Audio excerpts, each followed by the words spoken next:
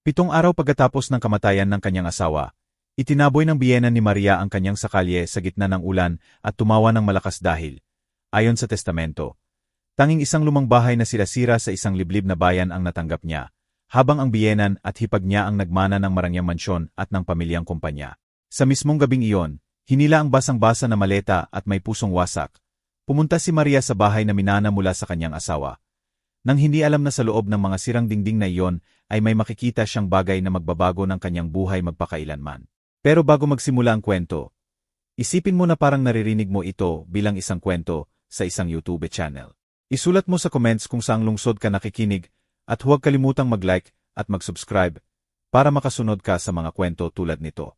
Sinabi yan, ang tunay na kwento ni Maria ay nagsimula 7 araw pagkatapos ng libing ni Ramon. 7 araw na ang nakalipas mula nang ibaba sa libingan ang bangkay ni Ramon, ang kanyang asawa. Ngunit ang hangin sa loob ng mansyon ay nanatiling makapal, mabigat, halos hindi makahinga. Hindi dahil sa pagluluksa, dahil sa bahay na iyon halos walang nagdadalamhati, kundi dahil sa tensyong paghihintay sa pamamahagi ng mana. Nakaupo si Maria sa isang sofa na malamig at parang pagalit. Nakabalot sa simpleng itim na panyo na nakikihalubilo sa mga anino ng malaking sala. Sa harap niya ay nakaupo si Donna Teresa, ang kanyang biyenan, at si Carla, ang kanyang hipag. Nakaitim din sila, ngunit may mamahaling damit, perpektong makiyop at bagong alahas na kumikinang sa kanilang pulso. Gayunpaman, sa kanilang mga mata ay walang sakit. Tanging isang makislap na walang pasensya at sakim.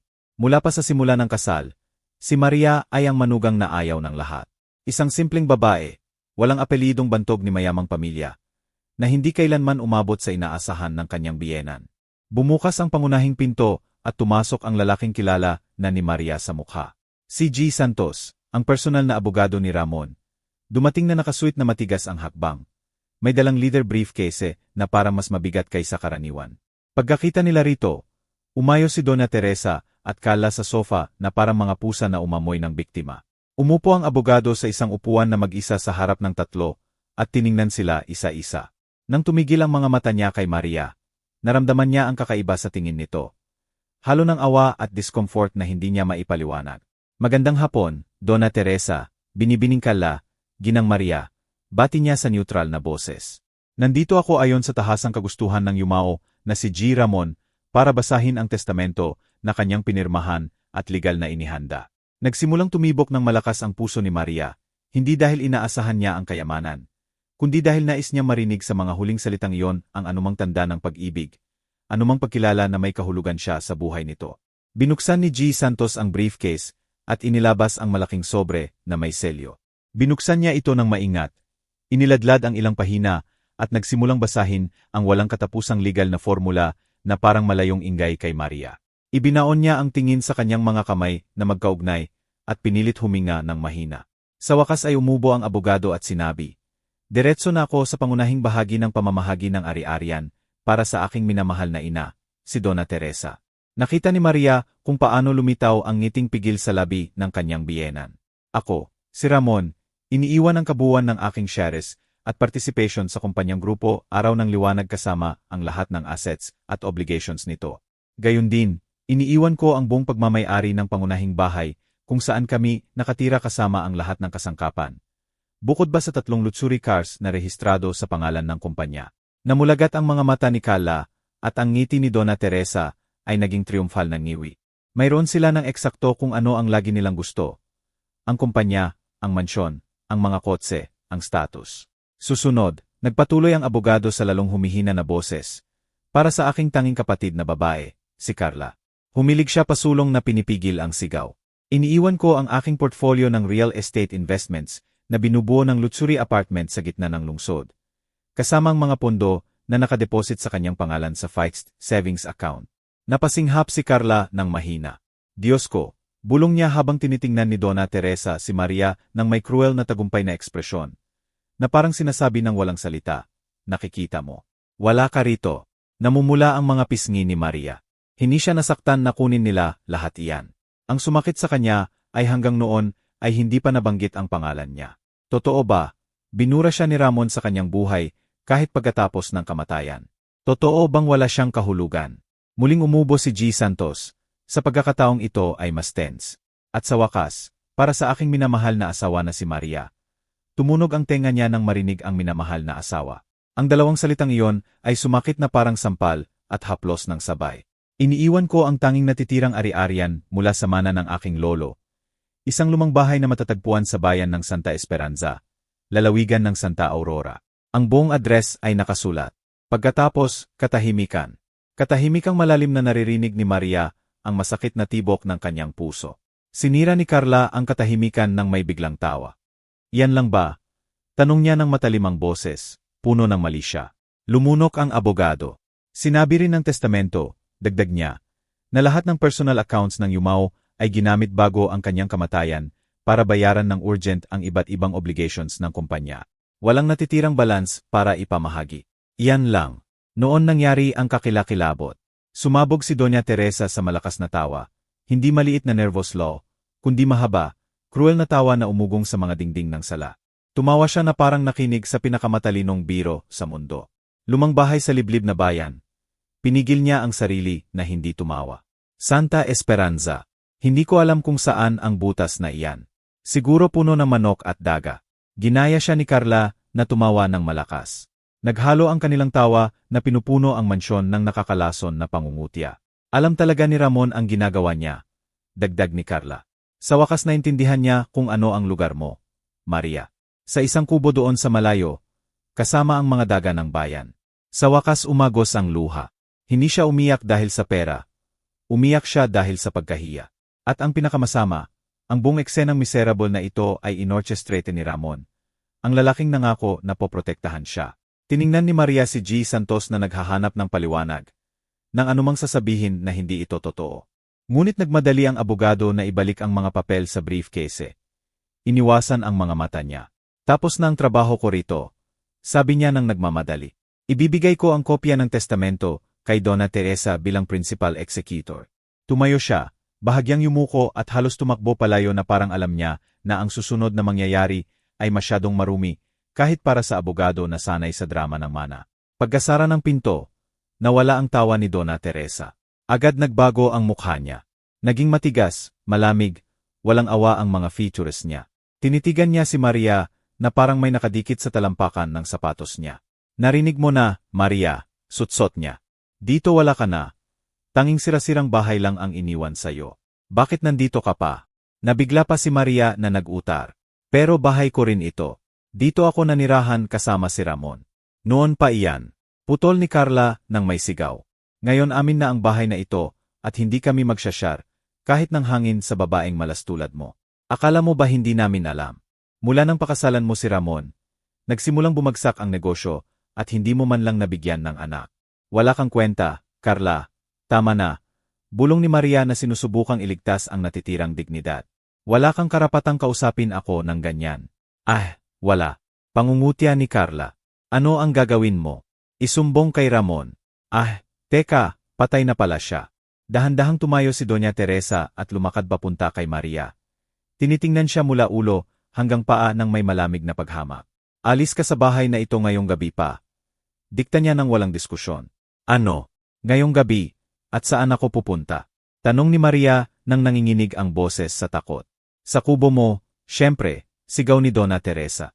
Sa bayan na iyan, Santa Esperanza. Iyan ang lugar mo ngayon. Carla, tulungan mo siyang mag-empek. Hindi na kailangan. Ngiti ni Carla nang may mali siya. Pagdating niya dito, isang lumang maleta lang ang dala niya. Kukunin ko iyon. Mabilis na umakyat ng hagdan si Carla, papunta sa dating kwarto ni na Maria at Ramon. Ilang minuto lang, bumaba siya na hinila ang parehong lumang maleta. Hindi siya nag-abala na ingatan ito. Binagsak niya ito sa marmol ng entrada. Bigla bumukas ang zipper at lumabas ang ilang underwear ni Maria at isa sa kanyang panyo. Kunin mo ang mga gamit mo. Utos ni Donna Teresa at umalis ka. Pero umuulan sa labas, bulong ni Maria, tinitingnan ang mga basang bintana. Wala akong pakialam, sagot ng biyenan niya nang nakakalamig na lamig. Nang hindi siya binigyan ng oras na makariyak, hinawakan ni Donna Teresa ang braso niya ng brusko at pinilit tumayo. Sa pagitan nilang dalawa, itinulak siya papunta sa pangunahing pinto. Nabigla si Maria na halos hindi siya makatayo. Bumukas ang pinto at ang malamig na hangin ng gabi na puno ng ulan ay tumama sa kanyang mukha. Bumuhos ang malakas na ulan ng walang awa. Umalis ka, sabi ni Donna Teresa. Tinulak siya ng malakas na natumba si Maria Sagnis sa porch. Lumipad ang maleta pagkatapos niya, at tumama sa pudel na lalong nabasa. Malakas na isinara ang mabigat na pinto, at narinig ni Maria ang pag-ikot ng susi mula sa loob. Pagkatapos, muffled ng makapal na dingding at ingay ng ulan, narinig niya ulit ang tawa ng dalawang babae. Sa ilang segundo, basang-basa na si Maria, nakaupo sa porch, nakadikit ang damit sa katawan at basa ang panyo sa kanyang mukha. Umiyak siya na naghahalo ang luha sa patak ng ulan. Tinitingnan ang bahay na hanggang 1 linggo lang ang nakalipas ay kanyang tahanan. Kung noon ay ginang siya na mansyong iyon, ngayon ay mas masahol pa sa pulubi ang pakikitungo sa kanya. May nanginginig na kamay, inilabas niya ang piraso ng papel kung saan isinulat ng abogado ang adres ng minanang bahay sa bayan. Santa Esperanza, lalawigan ng Santa Aurora. Wala siyang ibang tao, walang ibang pupuntahan. Hindi siya pwede manatili roon na nakahiga. Ang sakit sa pagdataksil ni Ramon at ang kalupitan ng kanyang pamilyang politikal ay naging spark ng galit na nagbigay sa kanya ng kaunting lakas. Mahirap na tumayo siya, hinawakan ng basang maleta at nagsimulang maglakad sa ilalim ng ulan. Lumalayo sa mansyon papunta sa Avenue, determinadong makarating kahit paano sa bus terminal. Ang interprovincial terminal ay parang maliit na impyerno sa lupa. Punong-puno ng amoy ng diesel. Pawis at basurang naipon ang hangin. Ang boss horns at sigaw ng mga konduktor ay naghalo hanggang maging hindi matiis na ingay. Para kay Maria, na mula ng mag-asawa ay nanirahan sa malinis at kontroladong kapaligiran, ang lugar na iyon ay brutal na pagbangga sa realidad na nakalimutan niya. Lahat siya tinitingnan. Isang babae na may basang panyo. Maruming damit na putik na hinila, ang mamahaling maruming maleta ay parang hindi bagay. Sa wakas nakita niya ang window na nagbebenta ng tiket papunta sa lalawigan ng Santa Aurora at tanong niya ng paos ang boses tungkol sa bayan ng Santa Esperanza. Kumunot ang noo ng empleyado. Hanggang bayan hindi dumadating ang boss, miss, paliwanag niya. Ang pinakamalapit ay isang crossing bago ang kapital ng lalawigan. Doon ka maghahanap ng tricycle o pick-up ng bayan. Kung may tumatakbo pa sa oras na iyon. Wala siyang choice si Maria. Binili niya ang tiket gamit ang halos lahat ng natitira niyang cash sa wallet. Ang paehong pera na inilaan niya ilang araw bago para bumili ng fresh flowers para sa libingan ni Ramon. Dagdag na irony iyon. Ang boss ay economy class, luma, mainit at puno. Nakakuha si Maria ng upuan sa tabi ng basag na bintana. Inilagay ang maleta sa paanan at niyakap ito na parang tanging natira sa dating buhay niya. Umalis ang boss, iniiwan ang malupit na ilaw ng lungsod. Ang biyahe ay mahaba at torturous. Bawat butas sa daan ay parang suntok sa dibdib niya. Patuloy ang ulan at gumuguhit ng linya ng tubig sa salamin. Isinandal ni Maria ang noo na natatakpan ng basang panyo sa malamig na salamin. At napuno ng tanong ang isip niya. Bakit, Ramon? Bakit mo ginawa ito sa akin? Ang alaala ng asawa ay tumama sa kanya na parang sakit. Sinubukan niyang alalahanin siya sa mabubuting araw. Hindi ang maputla at tahimik na lamon ng huling 6 na buwan. Naalala niya ang lalaking tumingin sa kanya nang may pag-ibig sa araw ng kasal. Ang laging ipinagtatanggol siya sa hapag kapag hinahamak siya ni Donna Teresa. Ang nagdadala ng mainit na sopas kapag siya ay may sakit. Lahat ba iyon kasinungalingan? Acting lang ba iyon hanggang dulo? Dahil ang testamento na may cruel na pamamahagi ay parang hindi matatalo na proof na sa huli gusto niya siyang tanggalin. Muling umagos ang luha, tahimik ngayon. Ayaw niyang mapansin ng ibang pasahero. Umiyak siya nang pinipigil ang higbi, hanggang sumakit ang dibdib. Noon, parang kidlat sa dilim, naalala niya ang usapan 6 na buwan na ang nakalipas ng bagong ibigay ang diagnosis kay Ramon at lihim pa ito. Nakaupo sila sa backyard garden ng mansyon. Tinitingnan ang maliit na pond ng isda. Parang wala sa sarili si Ramon na nakatitig sa tubig. Bigla sabi ni Maria ng paos ang boses, kung isang araw may gawin akong masakit sa'yo, bagay na walang sense sa'yo, mangako ka ng isa. Hinawakan niya ang kamay niya na medyo payat na. Ano iyon? Tanong niya. Kahit ano mangyari, maniwala ka sa akin. Tumingin siya ng diretso sa mga mata niya. Maaring. Kailangan kong gumawa ng mahihirap na desisyon. Pero lahat ng gagawin ko ay para protektahan ka. Huwag mo kalimutan iyan. Noon, akala ni Maria ay tungkol sa treatments. Marahil panggi sa aggressive therapy. Pinisil niya ang kamay at sumagot. Lagi akong nagtitiwala sa'yo. Ang pag-alala niyon ngayon ay parang makabre na biro. Protektahan siya. Itatapon sa paanan ng cruel na biyenan at bigyan ng siyang bahay sa gitna ng wala. Ang mga salitang iyon ay parang guwang. Halos dagdag na pagtataksil. Nagsisimula ng sumikat ang araw nang sa wakas bumagal ang boss at huminto sa liblib na crossing sa gitna ng bukirin. Crossing ng Santa Aurora, sigaw ng assistant. Tumayo si Maria ng manhid ang katawan. Bumaba kasama ang maleta at nakita ang boss na umalis na iniiwan siyang mag-isa sa liblib na punto. Malamig at malinis ang hangin sa umaga, ibang-iba sa lungsod. May maliit na tindahan na kahoy na nagsisimula palang magbukas. Tinitigan siya ng kuryos na matandang lalaki na nag-aasikaso. May hinahanap ka ba, dalaga? Tanong niya. Hinahanap ko ang bayan ng Santa Esperanza. Alam mo ba kung saan? Sagot ni Maria nang halos hindi marinig ang boses. Itinuro ng lalaki ang makipot na daan na puno ng putik. Diretso lang diyan, mga 3 kilometro. Pero masama ang daan. Pagkatapos ng ulan, walang tricycle na papasok diyan. Dagdag niya na umiiling. Sa bayan may lumang bahay, malaking bahay na matagal nang walang nakatira. Iginiit ni Maria. Nag-isip ang lalaki. Iyong bahay na tinatawag ng tao na haunted house. Ang malaki sa dulo ng bayan. Sa mga tagalungsod na hindi na bumalik. Sabi niya nang may kaunting pamahiin sa boses. Lumubog ang puso ni Maria. Haunted house. Napaka-apropriate sa kanyang swerte na halos natawa siya sa absurdity. Gayunman, nagpasalamat siya. Huminga ng malalim at nagsimulang maglakad. Ang daan ay hirap. Walang silbi ang gulong ng maleta sa makapal na putik. Kailangan niyang buhatin ito, maglakad ng ilang hakbang, ibaba, huminga at subukan ulit. Ang panyo, na nagsisimula ng matuyo, nadumihan ng putik at nakadikit ang damit sa katawan. Pagkatapos ng mahigit 1 oras na paglalakad sa gitna ng maisan at taniman ng kamoteng kahoy, nakita niya sa wakas ang arch ng entrance ng bayan na may rusty seg. Maligayang pagdating sa Santa Esperanza. Maliit at tahimik na lugar ito. Ilang babae ang naglalaba sa sapa at tinitingnan siya nang hindi nagtatago, nagbubulungan. Nararamdaman ni Maria ang mga titig na iyon sa kanyang likod, na parang kakaibang palabas. Babae mula lungsod na may panyo at hinila ang mamahaling maleta sa rural na daan papunta sa haunted house. Sinundan niya ang landas hanggang dulo ng bayan, kung saan bihira na ang bahay at mataas ang puno. At doon, nakatago sa hindi kontroladong halaman, ang kanyang mana. Lumang bahay ay masyadong mabait na termino. Parang guho na malapit ng gumuho. Halos natanggal na ang pintura. Nakalitaw ang mga kahoy na anayin. Punong-puno ng matataas na damo ang bakuran na hanggang baywang niya. Maraming bintana ang basag. Nag-iwan ng itim at nakakatakot na butas. Ang bubong ay puno ng butas na halos makita ang langit. Iyan ang iniwan sa kanya ni Ramon. Iyan ang supposedly na proteksyon niya. Bumagsak si Maria sa basang lupa sa harap ng half-fallen gate.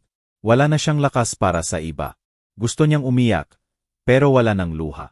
Tanging malaking void at pagod na pumapasok sa buto. Nanalo si Donna Teresa at Carla. Sila may mansyon, kotse, kumpanya. Siya may tambak na lumang basura. Matagal siyang nakaupo roon, pinapatusok ng lamok, pinapahintulutan ang desperation na yumakap sa dibdib.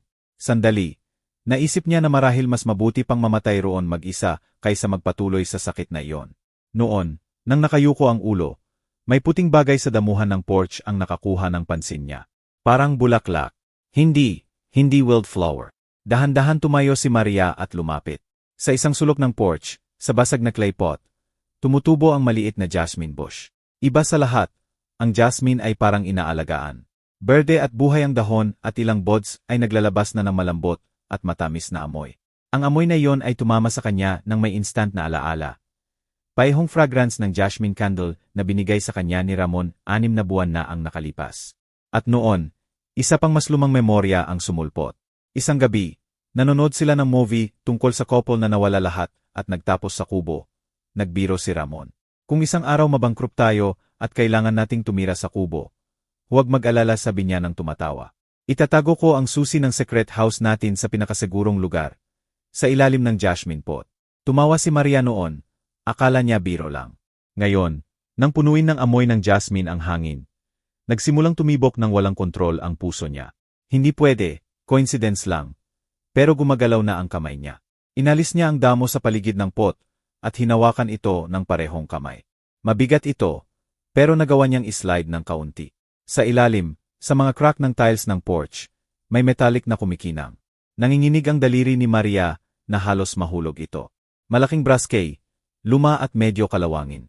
Tiningnan niya ang susi sa palad niya at pagkatapos ang pangunahing pinto ng bahay. Nakakandado ito ng malaki. Ang desperation na nagpigil sa kanya ay nagsimulang mawala, pinalitan ng intense confusion. Hindi ito oversight o coincidence.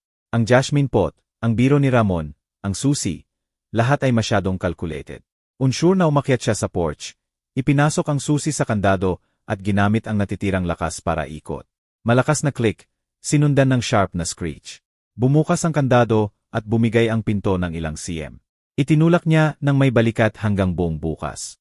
Agad siyang bin-envelop ng stale air at ancient dust. Madilim ang loob na may unmistakable na amoy ng rotten wood. Pero halo roon, may kaunting perceptible na amoy na pinatigil siya. Amoy ng lumang papel at pipe tobacco. Paeho sa private office ni Ramon sa mansyon. Tumawid si Maria sa threshold na hinila ang maleta. Binuksan ang flashlight ng cellphone. Low battery na at itinutok ang liwanag sa malawak na hallway. Ang mga furniture, natakpan ng white sheets, ay gray dust mounds. Cobwebs sa lahat ng sulok. Bawat hakbang ay nagkikriyak ang sahig. Halata na matagal nang walang nakatira. Totoong haunted house, gaya ng sinabi ng tindero. Naglakad siya sa hallway hanggang mas madilim na koridor. Instinct na sinusundan ang mahinang familiar na amoy. Sa dulo ng hallway ay ibang pinto. Itinulak niya at pumasok sa kung ano ang office. Pero ang kwarto na ito ay iba sa iba. May dust din, pero medyo maayos, na parang ginamit kamakailan. Malaking solid wood desk, leather swivel chair, shelves na puno ng folders at books. Sa desk, empty ashtray na may trace pa ng pipe tobacco. Naramdaman ni Maria ang chill. Narito si Ramon. Gumugol siya ng oras sa secret office na ito sa gitna ng liblib na bayan. Habang akala ng lahat ay treatments at meetings lang ang ginagawa niya. Ano talaga ang ginagawa niya rito? Itinaas niya ang flashlight at itinutok sa walls. Noon niya nakita ang nakasabit sa wall, diretso sa harap ng desk, painting na hindi bagay sa lahat. Modern oil painting na black frame, na nagpapakita ng cloudy city at malaking bridge sa wide river. Ang London Bridge. Lumapit si Maria. Hindi niya alam na interested si Ramon sa art at lalo na sa painting ng London. Bakit isasabit ang ganoon sa sirang bahay? Hinawakan niya ang frame. Mabigat at solid. Sinubukan niyang buhatin at hindi gumalaw. Hindi simple nail, parang fitted sa wall. Nanalo ang curiosity sa pagod. Sinuri niya ang edges, pinindot ang iba't ibang punto sa canvas. Gaya sa SCY movies na gusto ni Ramon. Nang marahan niyang hilahin ang lower part, may light click at bumukas ang painting pasulong na parang maliit na pinto. Sa likod ay wall-embedded metal safe na may digital number panel. Humakbang si Maria, pabalik ng mabilis ang tibok ng puso. Hindi na ito coincidence. Ang humilyasyon ng testamento, ang susi sa ilalim ng pot, ngayon safe na nakatago sa likod ng London painting. Lahat ay plan. Tiningnan niya ang keypad ng safe at naramdaman ang urgency. Red blinking ang battery ng phone. Kailangan niyang mabilis. Sinubukan ang birthday ni Ramon. Beep. Error. Sinubukan ang sarili niyang birthday. Error ulit. Sinubukan ang date na nagkakilala sila. Wala. Nagsimulang kinabahan. Anong date pa ang important sa kanya? Tiningnan ulit ang painting ng bridge. Walang clue. Noon naisip niya ang obvious na nakaramdam siyang tanga kung bakit hindi muna yon sinubukan. Ang date ng kasal nila. Ang araw na supposedly nagsimula talaga ang buhay nila. Nang nanginginig ang daliri, tinipa niya ang 6 na digits ng araw na iyon. Long pleasant beep ang panel at may mechanical click. Green light sa safe. Pinigilan ni Maria ang hininga at hinila ang mabigat na metal door. Halos walang laman ang loob. Walang bundle ng pera, gold bars, o deeds ng secret mansions. 3 bagay lang, medium mineral water bottle, pack ng whole wet biscuits, at brown envelope, maliit at gusot. Malakas ang disappointment na halos manghina ang tuhod niya. Iyan lang, tubig at biscuits. Totoo bang inisip ni Ramon na magugutom siya roon? Gayunman, kinuha niya ang envelope ng impatient. Manipis ito. Pinunit niya ito. Sa loob walang letter o cheque, kundi thick paper na may international airline logo. Airplane ticket. Binasa niya ni Maria 1, 2, hindi makapaniwala. First class ticket, one way from Manila to London, England, sa pangalan ni Maria Santos. Departure date, kinabukasan ng 6:30 AM. Bumagsak si Maria sa maduming sahig ng office na may ticket sa kamay. Sa mismong sandaling iyon, namatay ang phone niya. Nilubog ang kwarto sa total darkness. Nakaupo siya roon na nakasandal sa desk at ticket sa daliri. Alam ni Ramon na itataboy siya. Alam niya kung kailan. Kinuwenta niya ang araw ng reading ng testamento, ang oras na makakarating siya sa bahay na ito, at ang exact margin para makita niya ang safe at ticket bago ang oras ng flight. Hindi ito punishment o abandonment. Perfectly timed escape ito. Planned ng strategist. Ang sakit sa dibdib ay pinalitan ng wave ng confusion. Ang asawa niya ay hindi ang simple na lalaki na akala niya. May malalim na secrets at ang key ng secrets na iyon ay apparently sa London. Ang gabing iyon ang pinakamahaba sa buhay ni Maria. Hindi siya natulog kahit isang segundo. Nanatili siya sa upuan ng office, nagyayakap sa tuhod, nakikinig sa creaks ng bahay, huni ng hangin, ingay ng hayop sa bubong. Sa ibang sitwasyon, ingay ng daga ay tatakbo siya ng sumisigaw. Ngayon hindi man lang siya natakot. Sa kamay niya, ang tiket ay parang yelo at apoy, malamig sa absurdity, mainit sa faint hope na binibigay. Paulit-ulit niyang iniisip ang options. Pwede siyang manatili roon. May bottle ng tubig at pack ng biscuits. Pagkatapos wala na. Ibenta ang tiket, impossible. Nasa gitna siya ng liblib na bayan. Walang kontak. Walang easy transport pabalik sa lungsod at less than 12 hours na lang sa flight. Pwede rin bumalik sa lungsod at magmakaawa ng tulong. Kanino? Wala na siyang pamilya. Matagal nang patay ang nanay niya. Ang mga kaibigan niya ay sa paihong circle na siguro nagchichismis na tungkol sa ridiculous na mana. Pinakamarami, gagawin siyang tsismis. Magmakaawa ng forgiveness kay Donna Teresa at Carla. Imaginasyon pa lang ng tawa nila. Alaala ng maleta na itinapon sa poodle ay nakakaramdam siya ng nausya. Mas mabuti pang mamatay sa bahay na iyon kaysa bumalik na nakayuko sa harap nila. Ang third option ang pinakabaliw, lumipad papuntang London. Wala siyang pera, appropriate na damit, fluent English. Walang kilala roon. Darating siya sa isa sa pinakamahal na lungsod sa mundo, na suot lang ang damit niya at panyo sa ulo. Pero naisip niya ang bottle ng tubig at biscuits. Naintindihan niya na hindi simple provisions iyon. Silent message. Magugutom ka. Kainin ito bago ang biyahe. Kakailanganin mo. At first class ticket ay hindi ka price. Para makapagpahinga siya. Para tratuhin siyang mabuti sa daan. Nang nagsisimula ng magliwanag ang bahay sa unang pington ng sunrise, pinilit ni Maria na gumalaw. Hinawakan niya sa dilim ang plug sa wall ng office. Kung ginamit ni Ramon ang lugar na ito bilang refuge, siguradong inasikaso niya ang kuryente. Hinanap niya ang charger sa bag. Ikinonek at una walang nangyari. Halos umiyak ulit siya. Pero bigla lumiwanag ang screen ng phone at nag-charge ang battery icon. Tinitigan ni Maria ang maliit na liwanag. Hindi makapag-decide kung tatawa o iyak. Pinatay ni Ramon ang ilaw ng liblib na bahay na iyon. Inisip niya lahat. Pinacharge niya ang phone ng ilang minuto. Binuksan at nag-flood ng notifications ang screen. Maraming messages mula sa kakilala na nagpapanggap ng condolence. Pero talagang tsismis tungkol sa mana. Inignore niya lahat.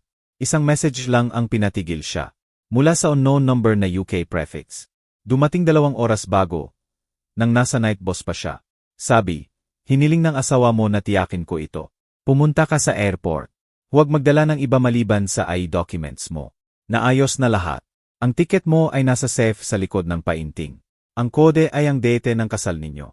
Hinihintay ka namin sa London.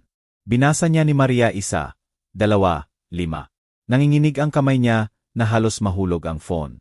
Hinihintay ka namin. Hindi isa lang, may kami. May nakakaalam sa safe, sa kode, sa ticket, may nagtatrabaho para kay Ramon.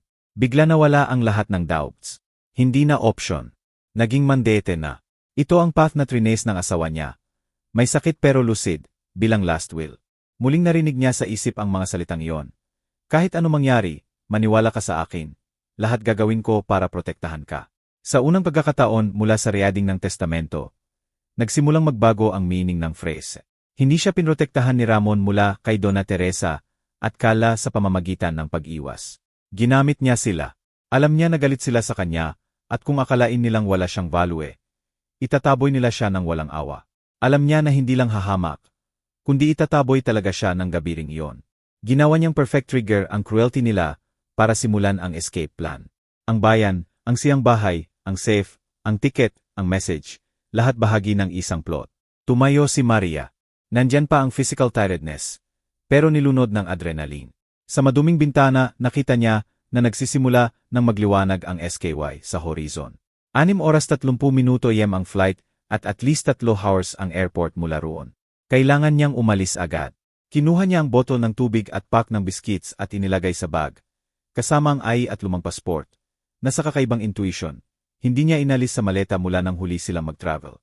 Tiningnan niya ang basang maleta at lahat ng kinakatawan nito. Damit niya, panyo, material reminds ng dating buhay. Clear ang message. Huwag magdala ng iba maliban sa documents.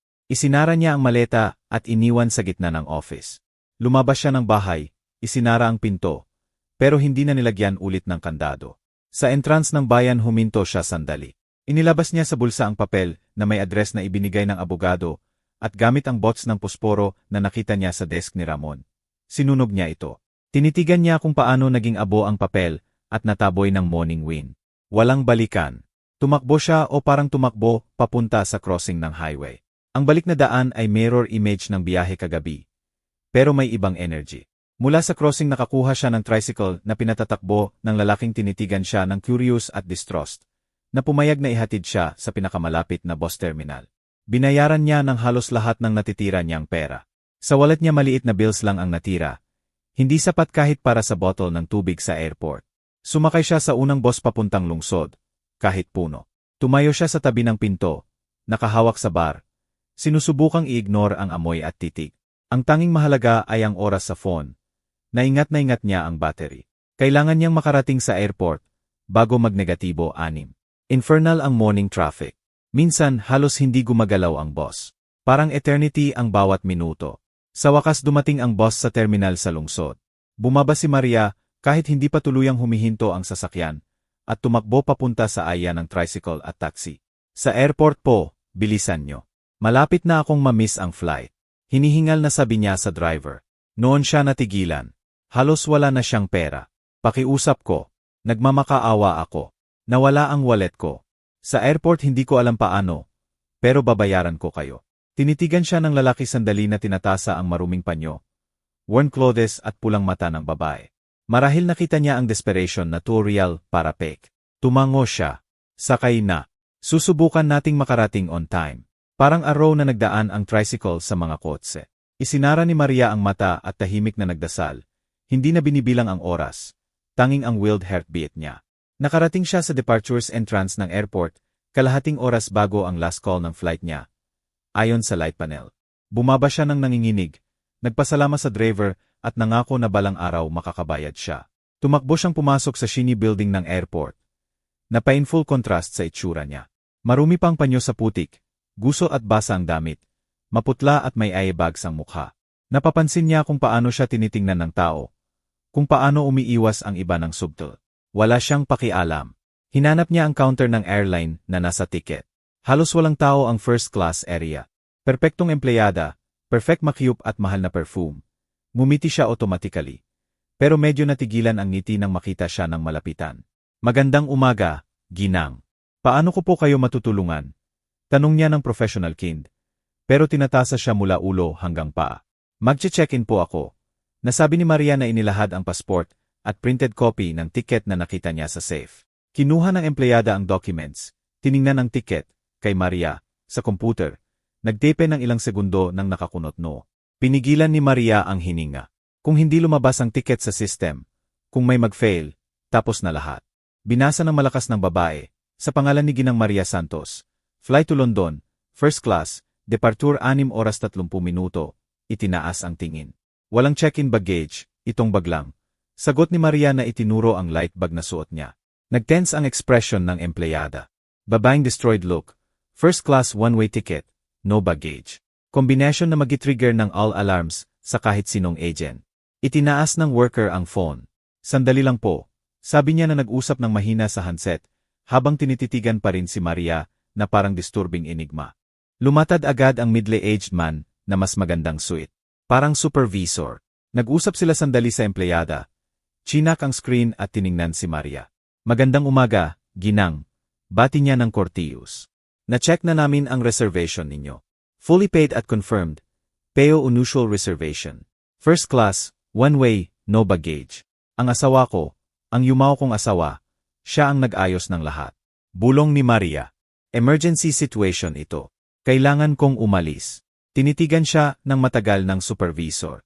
Marahil nakita niya ang sincere grief sa mata niya o may special note sa reservation system. Sa huli, tumango siya sa empleyada. Process for boarding, utos niya. Nagprint ang empleyada ng thick boarding pass at ibinigay kay Maria.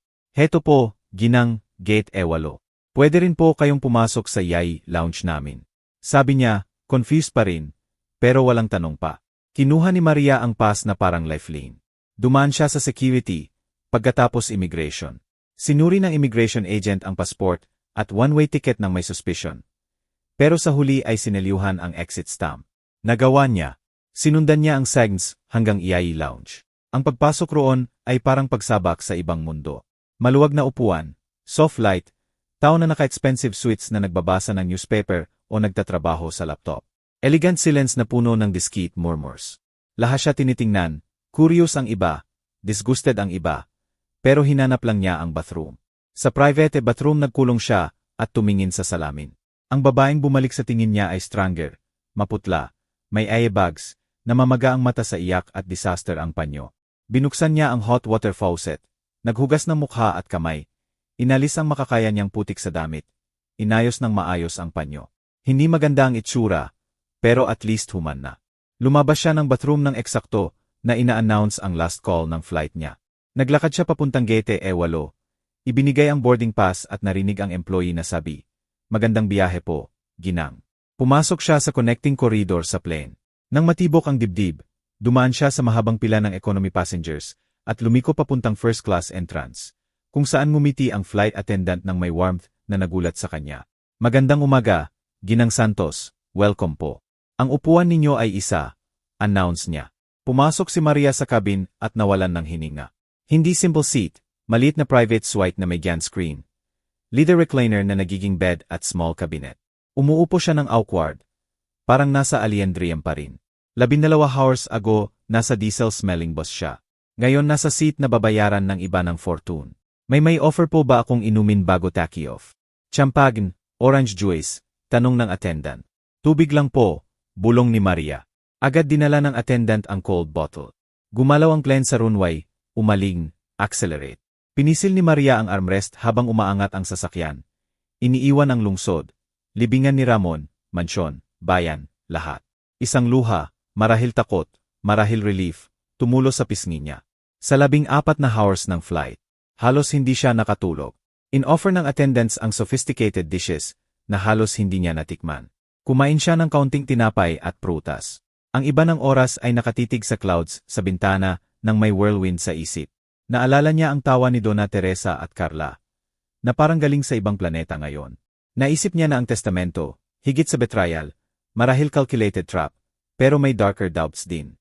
Kung hindi plan para protektahan siya, kundi gamitin siya sa mas sinister. Kung sa London hindi salvation ang naghihintay, kundi bigger danger. Kung nagbusnes si Ramon sa Shadi at ipinadala siya bilang payment. Pinilit niyang i-dismiss ang ideya. Kilala niya si Ramon, o at least akala niya. Sabi ng message, naayos na lahat. "Hinihintay ka namin sa London." "Sino ang kami?" "Lahat gagawin ko para protektahan ka," sabi niya.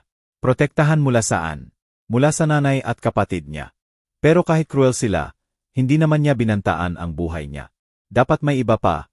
Enemy, risk na hindi pa niya naiintindihan. Kahit ganoon, wala nang balikan. Nasa kalahati siya ng daan sa pagitan ng dating buhay at lungsod na movie lang ang alam niya. Malapit na kaming landing sa Heathrow Airport, London. Ang temperature ay 8 degrees. Na may light rain, announce ng captain. 8 degrees.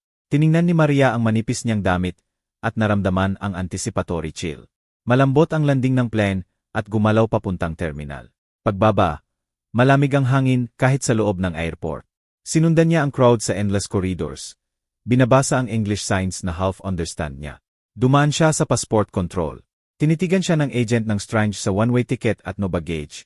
Pero pagkatapos mag-check ng data sa computer, sinilyuhan at sabi, "Welcome to the United Kingdom." Dumaan siya sa baggage claim area nang hindi humihinto. Walang maleta na hihintayin. Papunta siya sa nothing to declare exit. Bumukas ang automatic door at bigla siyang nasa huge arrival hall na puno ng tao. May yakap, SAGS na may names, sigaw, tawa, luha. Halo ang English announcements sa hangin. Huminto si Maria ng ilang segundo na overwhelmed. Mag-isa siya totally. Walang kilala. Hindi alam kung ano ang gagawin. Babaeng pagod na may panyo. Nakatayo sa gitna ng chaos ng Strange City. Sandali, nilamig siya ng panik ng higit sa actual call. Naalala niya ang message. "Hinihintay ka namin." Pinilit niyang huminga ng malalim at itutok ang mata sa SAGS na hawak ng mga tao. Nakita niya Emar Smith, Family Rodriguez, Yar Cruz, dozens ng names, wala ang sa kanya. Halos magkolapse siya. Maghanap ng sulok para umupo sa sahig at umiyak ng may bagay sa dulo ng hall ang nakakuha ng pansin niya. Matangkad na lalaki, silver hair na nakabak, very white skin at elegant black coat.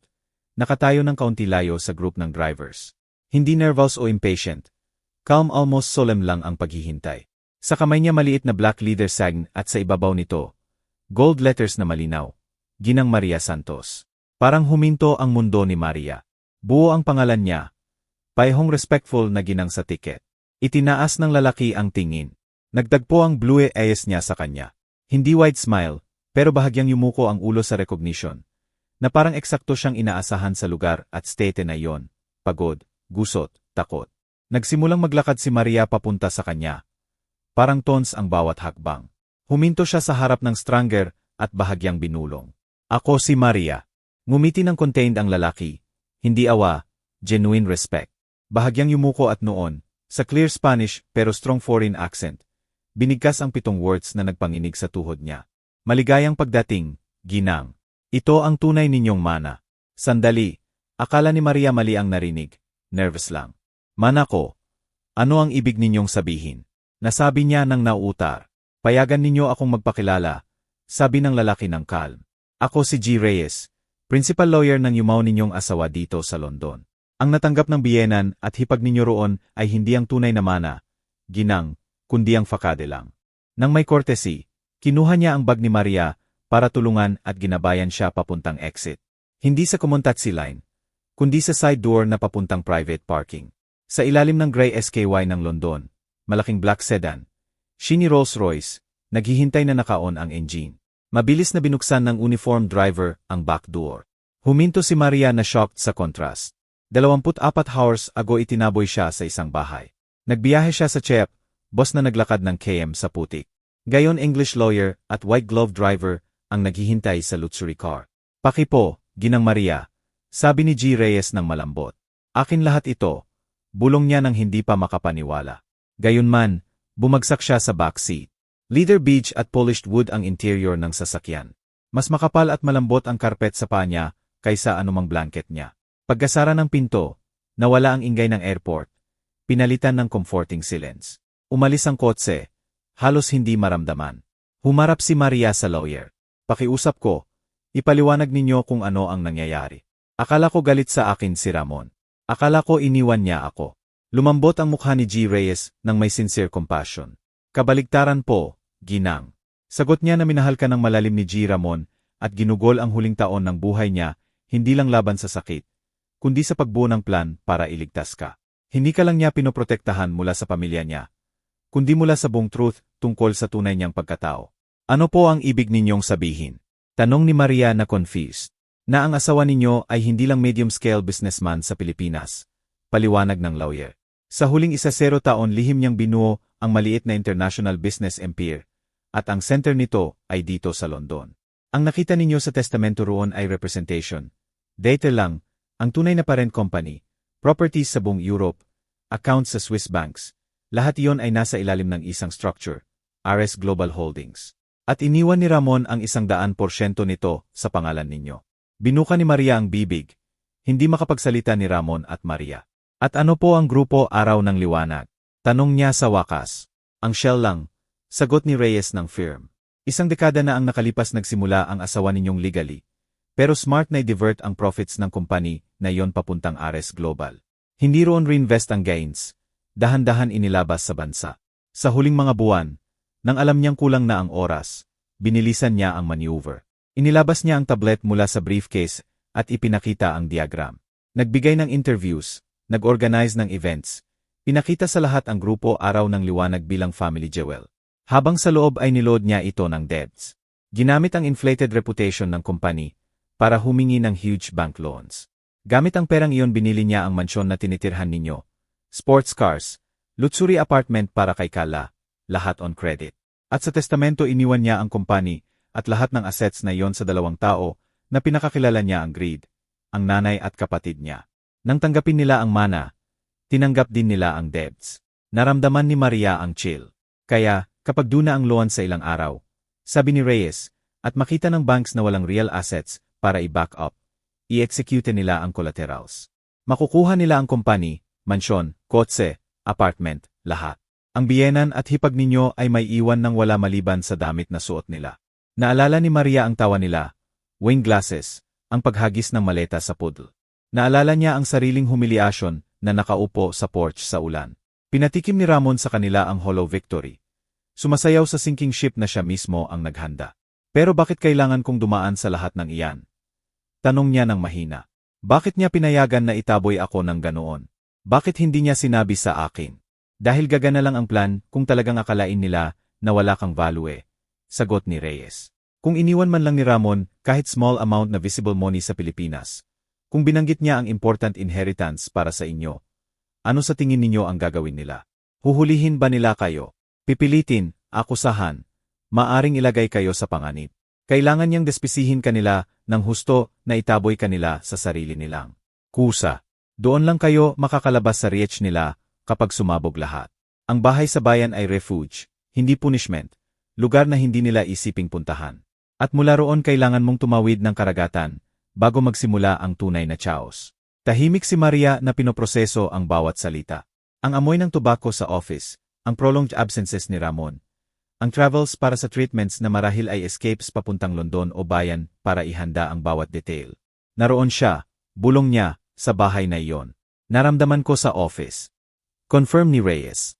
Bawat beses na sinasabi niyang pupunta sa therapy center, hinati niya ang oras sa medical treatments at preparation ng safety net na ito para sa inyo. Nagtrabaho siya hanggang limit. Alam na nagfa-fail ang katawan. Pero sharp pa rin ang isip. Nagsimulang pumasok ang kotse sa area ng tall buildings sa tabi ng ilog. Tumawid sila ng bridge sa Thames at pumasok sa modern at luxurious neighborhood. Malapit na po tayo. Announce ng lawyer. Huminto ang Rolls-Royce sa harap ng glass building na nagre-reflect ng gray SKY. Pumasok sila sa private lobby na marble floors at reverential ceilings at umakyat sa elevator na walang visible buttons. Card lang ang isinwipe ng driver. Pagbukas ng doors, hindi sa hallway, diretso sa malawak na living room. Humakbang si Maria pasulong at parang nawala ang hininga. Malaking penthouse ito, floor-to-ceiling glass walls, panoramic view ng London. Sa malayo, nakikita ang Paihong Bridge sa painting sa office ng bayan. Modern, minimalist furniture sa white at gray tones. Discreet elegance pero definitely expensive. Ito ang bagong tahanan ninyo, Ginang Maria, sabi ni G. Reyes. Binili ito ni Ramon 6 na buwan na ang nakalipas sa pangalan ninyo. Lumapit si Maria sa window. Hindi pa makapaniwala. 7 araw lang ang nakalipas umiyak siya sa bus terminal. Ngayon tinitingnan niya ang buong metropolis mula sa luxury penthouse. Hindi ko alam kung ano ang gagawin ko sa lahat ng ito, confess niya ng mahina. Global business empire. Asawa lang ako niya. Wala akong alam sa business. Alam iyon ni Ramon, sagot ni Reyes ng sweet. Alam niyang ma-overwhelm kayo. May questions na siya lang makakasagot. Hindi kanya iniwan mag-isa. Halika, may dapat mong makita. Ginabayan niya siya sa elegant office sa loob ng penthouse. Sa table, slim laptop na naka-on na. Black screen pero ready video file. Sa thumbnail, diretso siyang tinitingnan ng mukha ni Ramon. Ito ang last message niya para sa inyo, sabi ni Reyes. Bibigyan ko kayo ng privacy. Sa master bedroom may bagong damit at lahat ng kailangan ninyo. Personal na pinili ni Ramon. Mamaya na tayo magkita. Isinara ng elevator ang pinto sa likod niya. Iniiwan siyang mag-isa. Nanatili si Maria sa harap ng laptop nang mabilis ang tibo. Lumapit siya at nang nanginginig ang daliri pinindot ang play. Kumura ang screen at bigla puno ng frame ang mukha ni Ramon. Siya yon, pero iba, payat na payat, hollow cheeks at marked A bags. Gayunman, shining pa rin ang mata niya na kilala niya. Nakaupo siya sa parang hotel room. Malayo ang sound ng sirens na nagmumungkahi ng big city. Marahil itong mismong lungsod niya ngayon. Simple shirt lang suot niya, hindi ang usual suits. Umubo siya ng kaunti at pagkatapos ngumiti. Tired smile na nagwasak sa kaluluwa niya. Maria, ko sabi niya ng paos, kung pinapanood mo ito, ibig sabihin successful ang plan natin. Nakalabas ka na roon. Nasa London ka na at ibig sabihin din yan, wala na ako sayo. Pasensya na, mahal. Patawarin mo ako. Umalon ang luha ni Maria pagkarinig ng boses niya. Tinakpan niya ang bibig para pigilan ang hikbi. Alam kong galit ka sa akin. Patuloy ni Ramon. Alam kong nasaktan ka sa ginawa ko. Alam kong makita ang testamento. Marinig na binigyan ka lang ng lumang bahay, habang sa nanay at kay Kala ibinigay lahat. parang kutsilyo iyon. Walang asawang dapat payagan na ganoon hiyain ang asawa niya. Gusto ko sanang punitin ang dila nila. Nakita kitang umiyak sa libing. Alam kong wasak ang puso mo. Patawarin mo ako, Maria. Ibinaon niya ang tingin sandali na parang kumukuha ng lakas at itinaas ulit. Pero wala akong ibang choice. Gusto kong maintindihan mo. Kilala ko ang nanay at kapatid ko higit sa sinuman. Buhay ko sa ilalim ng greed nila. Kung namatay ako at normal na iniwan ang mana, hindi ka nila titigilan. Never. Huhulihin ka nila sa courts, sa media, sa kalye. Sisihin ka nila sa lahat. Agawan ka nila hanggang huling sentimo.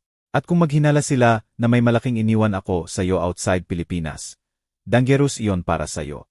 Humilig siya sa kamera ng may fiery eyes. Hindi ko mababago ang destiny ko sa sakit. Maniwala ka, sinubukan ko lahat. Pero pwede kong piliin kung paano gamitin ang natitirang oras ko. Pwede kong piliin kung gagastusin ko ito sa pagiyak o sa pagbuo ng future mo. Pinili ko ang pangalawa. Ngumiti si Ramon ng may pride sa mata. Ang testamento na narinig mo ay poison para sa kanila, hindi para sa iyo. Binigyan ko sila ng eksakto kung ano ang gusto nilang makita. Mansyon, kotse, company na akala nila powerful. At ikaw inilagay ko sa role ng loser, asawang mahirap, walang anak, ipinadala sa sirang bahay. Alam kong hindi nila mapipigilan ang humamak sa iyo. Alam kong itataboy ka nila ng gabiring iyon. At kapag ginawa nila iyon, eksakto kayo kung saan kailangan, malayo sa kanila, malayo sa public eye, sa lugar na hindi nila isiping hanapin ka. Walang kontrol na umiyak si Maria. Pero bawat phrase ay nag-fit sa dating empty space. Ang bahay sa Santa Esperanza ay hindi punishment. Patuloy ni Ramon. Refuge ito, transit point. Alam kong darating ka roon na basa, wasak, akala mo traidor ako. At sa ilalim ng jasmine pot, yung jasmine na pinagbirohan ko noon, alam kong hahanapin mo. Matalino ka, Maria, lagi mo ng ganon. Makikita mo ang susi, papasok ka sa bahay, susundan mo ang amoy ko hanggang office. Makikita mo ang London painting at sa likod nito ang safe. Sa loob lang ang essential, tubig, pagkain para makaraos ng kaunti, at ang exit ticket mo. Hindi kita kasama physically, pero bawat detail nandyan na naghihintay sa'yo. Huminto siya para uminom ng tubig at nagpatuloy ng mas malambot ang boses. Ares Global Holdings ay sa'yo. Bawat share, property, account. Administrator lang ako temporary. Lagi kong iniisip ito bilang fortress ni Maria. Alam kong matatakot ka. Akala mo hindi ka ready, pero ready ka. Ikaw ang pinakamalakas na babaeng kilala ko. Tiniis mo ang taon ng paghamak ng nanay ko nang hindi nawala ang kabaitan mo. Mas malakas ka kaysa sa kanila lahat. Huminga si Ramon ng malalim at may shadow ng tiredness ang mata. Nasa tabi mo si G. Reyes. Tiwala ka sa kanya gaya ng tiwala mo sa akin. Ituturo niya sa iyo lahat. Hindi mo kailangang maging expert overnight. Tandaan mo lang na safe ka na ngayon. Walang muling magtataboy sa iyo sa kalye. Walang muling tatawa sa maleta mo sa poodle. Ngayon sila ang tumatawa na nakaupo sa lumulubog na bangka. At ako ang nagputol ng lubid. May spark ng galit sa mata niya. Pinili ng nanay at kapatid ko ang path nila. Pinili nila ang easy money, appearance. Binigyan ko lang sila ng chance na malunod sa sarili nilang greed. Sa'yo sinasabi ko lang ang deserve mo, worthy future. Humiga siya sa upuan na parang napagod sa bigat ng words. Maria, lumambot ang boses niya. May hihilingin pa ako sa'yo. Live talaga. Iyak mo ako kung kailangan. Pero huwag matrap sa sakit. Mag-travel, bumili ng damit na hindi mo dati hiniling. Tumawa at kung isang araw makakita ang puso mo ng iba at magdesisyong mahalin ulit, ok lang. Totoo, hindi ako magseselos kahit saan ako. Gusto ko lang happy ka. Umiling si Maria nang umiiyak. Alam ko na iniisip mong ngumiti siya. Nahulaan ka niya kahit sa oras. Hindi ko na kaya mahalin ang iba. At marahil tama ka, doesn't matter. Ang gusto ko lang ay huwag maliit ang buhay sa'yo. Huwag magtago. Itaas mo ang ulo at tandaan na reyna ka ng sarili mong destiny. Tahimik siya ng ilang segundo, na parang ayaw matapos ang message. Pagod na ako, aminado niya sa wakas, at kaunti na lang ang oras ko. Pero gusto kong magpaalam na tinitingnan kita sa mata, kahit sa screen lang ito. Salamat sa pagiging home ko, Maria. Mahal kita higit sa makakaya ng mga salitang ito ever. Ngumiti siya sa huling pagkakataon. Sweet pero defeated smile. Hanggang magkita ulit tayo sa ibang buhay o lugar. Ingat ka. Maging strong para sa ating dalawa. Huminto ang image at naging black ang screen. Ibinaon ni Maria ang ulo sa table at umiyak ng matagal. Inilalabas ang lahat ng sakit, galit, Takot at sa unang pagkakataon malaking gratitude. Hindi siya tinraidor ni Ramon. Minahal niya siya sa pinaka-complex at painful na way. Nang wala ng luha, tumayo siya ng natatakwil at pumunta sa bathroom ng penthouse. Naghugas siya ng mukha, tiningnan ang namamaga niyang mata at sa likod nito ibang tingin. Hindi na takot, mas firm. Sa master bedroom nakita niya, gaya ng sinabi ni Reyes, maraming bagong damit na perfectly folded sa bed. Elegant dresses, pantsuits, discreet blouses, soft-colored panyo, lahat exact size niya. Tama pa ni Ramon sa colors na favorite niya. Nag-shower siya ng mainit na tubig, na parang binubura ang putik ng bayan at basa ng boss. Nagbihis siya ng clean clothes at naglagay ng bagong light panyo na nag-frame sa mukha niya. Paglabas ulit niya sa living room at huminto sa harap ng huge windows. Tinitingnan ang lights ng London na unti-unting nag-o-on. Alam niyang iba na siya sa babaeng dumating kaninang umaga. Malambot na tunog ang elevator at bumukas ang doors. Pumasok si G. Reyes at tinitigan siya ng ilang segundo. Nakita niya ang bagong damit, mukha pa ring pula, pero clear at seren ang mata. Tumango siya, na parang confirming ang inaasahan niya. Handa na po ba kayo, ginang? Tanong niya. Huminga ng malalim si Maria. Ano ang unang gagawin ko? Ngumiti ng proud ang lawyer. Una kumain at magpahinga. Patawad ang jet lag. Nag-order na ako ng dinner ninyo. Bukas ay review natin isa-isa ang assets ninyo at sa makalawa papangunahan ninyo ang unang board meeting. Bilang owner at C ng RS Global Holdings. Welcome sa bagong buhay ninyo, Ginang Maria. Sa unang pagkakataon mula sa kamatayan ni Ramon, ngumiti siya ng light. Hindi complete happiness smile, pero acceptance. Ilang araw pagkatapos sa Pilipinas, si Donna Teresa at Carla ay nasa happiest days nila mula sa libing ni Ramon. Kumalat na parang wildfire ang balita ng testamento sa social circle nila. Sila ang nagmana ng lahat at ang poor Maria ay na-dismiss na may lumang bahay sa remote bayan. Nagbubulungan ng tao, nagkukritiko ng mahina, pero publicly sinisipsip sila. Mula sa ina ng businessman, naging owner ng company si Donna Teresa. Si Carla mula sa younger sister ay naging young rich na may sariling apartment at bank account na puno ng dollars, gaya ng gusto niyang ipagmayabang. Nag-shopping sila, nagre-renovate ng mansyon ayon sa gusto nila, at tinatanggal ang empleyadong nagpakita ng simpathy kay Maria. Araw-araw celebration ng new status. Hindi ko pa rin makapaniwala, sabi ni Carla isang hapon na sinusukat ang bagong dress sa salamin. Sa huli, naintindihan ni Ramon kung sino ang true family niya. History na ang babaeng iyon mula probinsya. Mas makapal ang dugo kaysa tubig. Sagot ni Donna Teresa na nilalasap ang mahal na tiya sa terrace. Si Maria ay temporary parasit lang. Ngayon finally free na tayo. Para i-crown ang triumph nila, nag-decide silang mag-organize ng biggest party na nakita ng mansyon. Hindi lang party, official proclamation ng reign nila sa circle na iyon. Inimbitahan nila ang businessmen, officials, society ladies na noon ay tinitingnan sila ng mataas. Sa gabi ng party, nagliwanag ang bahay na parang palace. Puno ng jazz, musik ang hangin. 5-star catering na nag-offer ng champagne at sophisticated dishes. Si Donna Teresa ay naka-excessive red wine dress, puno ng newly bought diamonds. Si Carla shining sa tight silver dress. Radiant ka, Teresa. Purihan ng guest. Bagay sa'yo ang maging leader ng kumpanya. Siyempre, sagot niya ng may arrogant law. Lagi nang para sa akin ang power. Itinaas niya ang glass at humingi ng silence. Kaibigan, salamat sa pagdating, sabi niya ng malakas. Mag-toast tayo sa bagong buhay natin, sa bright future at sa pag-iwan sa lahat ng basura ng past. Ilan sa present ay nagpalitan ng uncomfortable looks sa cruelty ng words, pero itinaas pa rin nila ang glasses. Eksakto ng inom si Donna Teresa. Paulit-ulit na tumunog ang doorbell. Sino namang bastos iyan? Singhal niya. Binuksan ng security guard ang main door. Ilang sandali, bigla bumukas ang outer gate at pumasok ang group ng mga isa-0 tao sa garden. Hindi gala attire, dark suits, sober, may folders at very serious faces. Naglakad sila sa garden na ini-ignore ang curious looks. Tuluyang tumigil ang musik. Sino sila? Sigaw ni Donna Teresa na offended. Private party ito. Hindi kayo invited. Middle-aged man na may glasses at imperturbable expression ang lumapit. Magandang gabi. Ako si Victor Cruz. Representative ako ng consortium ng creditor banks, announce niya. May karangalan akong makausap si Donna Teresa, bagong owner at legal responsible ng grupo Araw ng Liwanag. Biglang tumibok ang puso niya, pero pinilit ang composure. Ako iyon. Ano ang ibig sabihin nito? Tanong niya ng tense law. Busi ako, nakikita nyo. Natatakot ako na tapos na ang party ninyo. Ginang, sagot ni Cruz. Nandito kami para formally notify na due na ngayon ang loans sa pangalan ng grupo Araw ng Liwanag.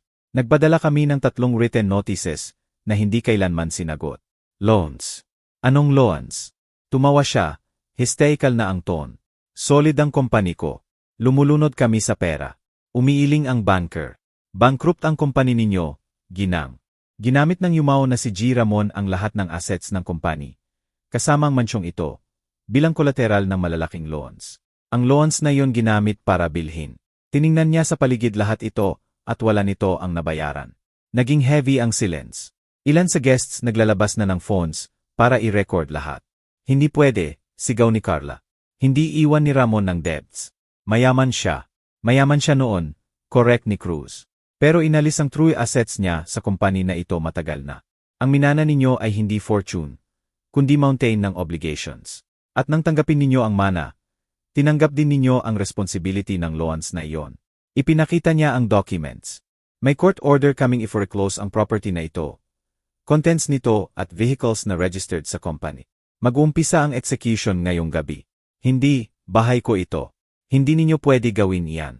Sigaw ni Donna Teresa na sinusubukang itulak ang isa sa officials. Hindi na po bahay ninyo, Ginang. Sabi ng lalaki ng cold. May 30 minutes kayo para kunin ang personal belongings ninyo. Pagkatapos closed na ang property. 30 minutes. Tumakbo si Carla papuntang garage na sumisigaw. Mula sa terrace naririnig ng guests ang alarido niya. Kotsko, Kotsko. Bigla, ang roar ng tow truck engine ang napuno ang hangin. Naakyat na sa platform ang sports car ni Carla. Sorry po, miss, sabi ng official. Binili ang vehicle na ito sa pangalan ng company. Sa bank na po ngayon. Sa loob ng bahay, ibang staff ng consortium nag-ipaste ng seized stickers sa paintings, TS, sofas. Naging eviction scene ang lutsuri. Ilan sa guests discreetly nag-iimbak ng glasses at umalis. Iba openly nag-video ng spectacle. Ang public humiliation ni Donna Teresa at Carla ay naging feast sa social media. Tumakbo sila rito at roon na hindi alam kung ano ang ililigtas. Sa huli nakakuha lang sila ng ilang bags at jewelry na suot nila. Kalahating oras pagkatapos, 2 security guards na ipinadala ng bank, halos hinila sila papuntang gate. Bitawan ninyo ako, bahay ko ito, ungol ni Donna Teresa na sumisipa. Hindi na po, Ginang. Ulit ni Cruz ng walang emotion. Isinara nila ang iron gate sa mukha nila nang malakas na umugong sa buong neighborhood. Bumagsak si Donna Teresa sa knees sa asphalt na nakalahati ang expensive dress sa lupa. Si Carla sa tabi, umiiyak ng malakas. Sa likod ng rehas, ilang minuto lang ang nakalipas na sinisipsip sila. Ngayon nagvi-video. Nagkukunwaring concern ang pangungutya. Frozen ang accounts nila. Seized ang bahay at kotse. Shredded ang reputation. 7 araw pagkatapos itaboy si Maria sa ulan. Ngayon sila naman sa kalye. Walang bubong ni direksyon. Suot ang gala attire bilang tanging natira sa fleeting glory nila. Dumating ang justice hindi sa sigaw o violence, kundi sa cold precision ng legal documents. Eksakto gaya ng plan ni Ramon. 6 na buwan pagkatapos, iba ang scene. Sa popular, mainit at siksikang barangay ng lungsod. Maliit na bahay na peeling walls at old furniture ang tinutuluyan ng 2 babaeng nawalan ng lahat. Nakaupo si Donna Teresa at Carla sa harap-harapan, separated ng plastic towel. Ang mukha nila, dating carefully made up, ngayon may eye bags, new wrinkles at consuming resentment.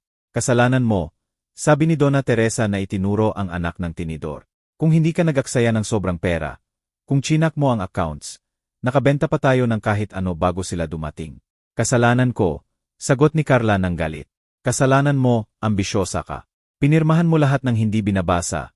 Busi sa pagmayabang sa parties. Sinira mo ang buhay natin. Ginawa ko lang ang tinuro mo sa akin. Gastos. Paano mo ako kakausapin ng ganyan? Walang utang na loob, sigaw ng nanay. Nagdaasan ang boses nila na pinupuno ang makipot na bahay ng insults at blame. Wala na silang friends na sumasagot sa calls. Ang dating sumisipsip, iniwasan sila na parang contagious. Sila ang shameful gossip ng moment.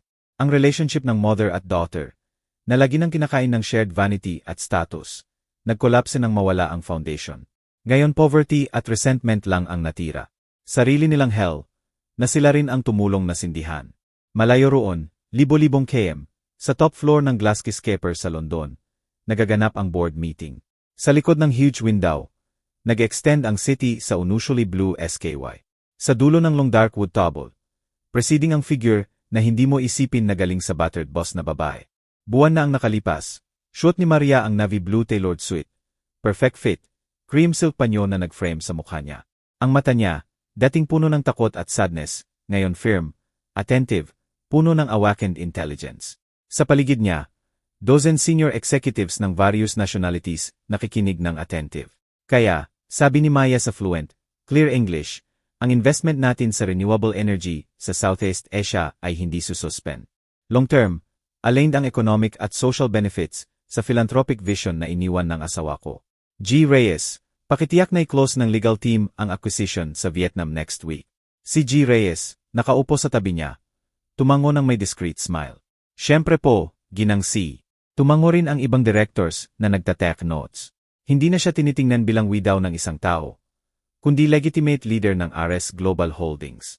Sa 6 na buwan lang, sa patient guidance ni Reyes at fierce determination, natutunan ni Maria lahat ng kailangan, finance, legal structures, business strategies. Nag-aral siya hanggang madaling araw, nagtatanong, nagkakamali at sin-correct.